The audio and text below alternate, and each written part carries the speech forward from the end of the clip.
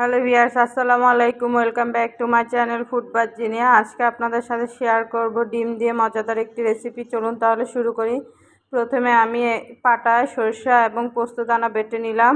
এখন একটা কড়াইয়ে তেল দিয়ে তেলটা গরম করে এর মধ্যে 3-4টা ডিম ভালো করে ভেজে নিব। ভেজে নেওয়া হয়ে গেলে একই কড়াইয়ে আমি সামান্য পরিমাণ তেল দিয়ে এর মধ্যে পেঁয়াজ কুচি দিয়ে দিব। পেঁয়াজ কুচিটা কিছুক্ষণ ভেজে নিয়ে এর মধ্যে দিয়ে দিব রসুন বাটা 1 চা চামচ পরিমাণে, আদা বাটা 1 চা চামচ পরিমাণে, জিরা বাটা 1/2 চা চামচ পরিমাণে দিয়ে ভালো করে সব কিছু মিশিয়ে নেব।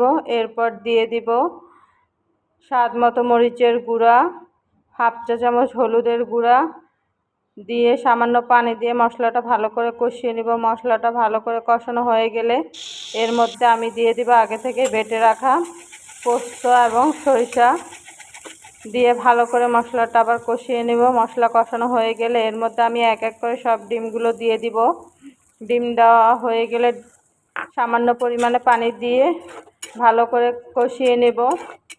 কষানো হয়ে গেলে 5 থেকে 6 মিনিট ডিমটা রান্না করে নেব। হয়ে যাবে খুব সহজে মজাদার একটি রেসিপি।